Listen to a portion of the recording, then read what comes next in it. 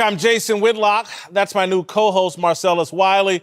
Let's return to the NFL, where Jimmy Garoppolo struggled against the vaunted Vikings defense yesterday, completing just 45% of his passes and throwing 3 interceptions in his first career loss as a starter. Afterwards, Viking defensive lineman Danielle Hunter explained the key to shutting down Jimmy G's strength. As the game goes on, you have to bring the pressure on him. You see that he's starting to get scared. Wow, that's a powerful statement from Danielle. That's a shot. And it's a deserved shot. I say that as a Jimmy G fan, but I watched this entire game. Okay. 3 interceptions, could have been a couple of more. Late in the game, had a tight end open in the end zone, overthrew him. It was a bad game against a great defense.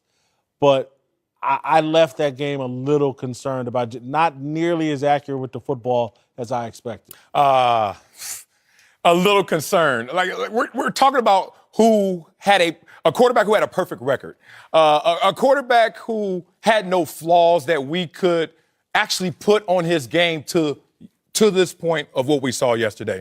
And let's see what we saw yesterday. What we saw was a Vikings defense being the Vikings defense, who waited 8-9 months, watched film of Jimmy G, finally said, we see this coming. We had an offseason to breathe on this guy. We're the number 1 scoring defense. We're the number 1 in yards game allowed defense. And then you see a quarterback come in who doesn't have 2 of his offensive linemen, no Marquise Goodwin, no Jerick McKinnon. And it's like, load up on Jimmy G. And now let's make him imperfect. So I understand he took a step back, but he's taking a step back from perfection. Jimmy G is amazing in terms of skill set and talent. Still had one of those all-time throws, the little scramble, roll out, left, and dart. But we're not going to talk about the 2 touchdowns that were dropped. We're not going to talk about the huge long gain by the tight end that was dropped. Jimmy G had a game that he's not going to repeat too often, but it was certainly a step back from his perfect days. I love your points about they lost 2 offensive linemen during the game. They lost Marquise Goodwin early in the game. Yeah. That will shake up and rattle any team. He certainly had some balls dropped that just blew my mind. But the thing that my expectations for Jimmy G are accuracy. Yeah. Ball out on time and accurate. That's what I didn't see. He got shook. And I just didn't think of Jimmy G as a guy that could get shook. If you're willing to go out in Beverly Hills and paparazzi headquarters with a porn star, you're not a guy that can get shook very often. No. That scares a lot of guys. Yeah, right.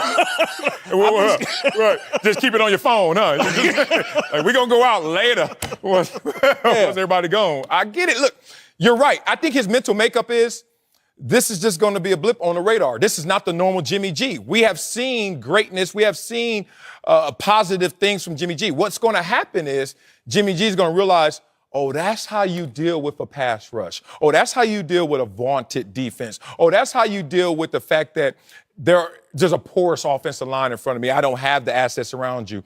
The best part about football as a player, not just the coaching, not just the support, not just the film study, is the ability within 4 quarters to self-correct. And what you're going to see from a young Jimmy G as a starter in the NFL is his ability to self-correct.